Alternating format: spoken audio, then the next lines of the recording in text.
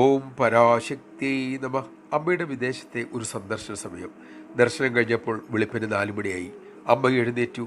വാതിലിനരികിലെത്തിയപ്പോൾ ഹാളിൻ്റെ പുറകിൽ നോക്കി അമ്മ ഉറക്കെ വിളിച്ചു, മോളെ മോളെ വരൂ. എല്ലാവരും പകച്ചു നിൽക്കെ ഒരു യുവതി ഉറക്കെ കരഞ്ഞുകൊണ്ട് അമ്മയ്ക്കരികിലേക്ക് ഓടിയെത്തി. അവർ ആ തൃപ്പാദങ്ങളിൽ കെട്ടിപ്പിടിച്ച് കരഞ്ഞു. കണ്ണീരാൽ ആ പാദം അഭിഷേകം ചെയ്തു. ഏറെ നേരം കഴിഞ്ഞിട്ടും എഴുന്നേൽക്കാത്തതുകൊണ്ട് ബ്രഹ്മചാരികൾ മുന്നോട്ട് നീക്കി. അമ്മ ഒരു ഉറച്ച നോട്ടത്താൽ അവരെ തടഞ്ഞു. അതിനുശേഷം അമ്മ ആ സ്ത്രീയെ ആശ്ലേഷിച്ചു. അവരുടെ കണ്ണീർ തുടച്ചു. നിയന്ത്രിക്കാനാവാതെ അവർ വീണ്ടും കരഞ്ഞു. ഇത്തവണ അമ്മയുടെയും മിഴികൾ നിറഞ്ഞിരുന്നു. മോളെ കരയണ്ട, കരയണ്ട, അമ്മയുണ്ട് നിനക്ക്. നിന്റെ ഹൃദയം അമ്മയ്ക്കറിയാലോ. ആ സ്വാതന്ത്ര്യ വാക്കുകൾ അവരിൽ ശാന്തി ഉണർത്തി. അമ്മ പോയി കഴിഞ്ഞപ്പോൾ അവർ ആനന്ദത്തോടെ പാടാൻ തുടങ്ങി.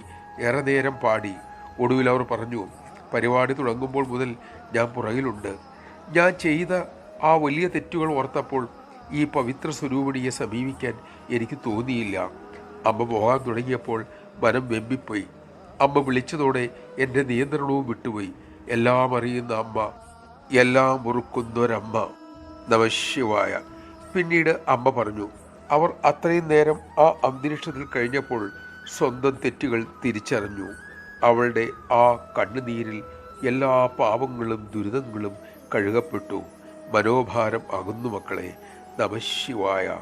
നമ്മുടെ ദുരിത ദുഃഖങ്ങൾ മാതൃസന്നിധിയിൽ ദഹിപ്പിക്കപ്പെടുന്നുണ്ട്. നാം അറിഞ്ഞാലും അറിഞ്ഞില്ല എങ്കിലും.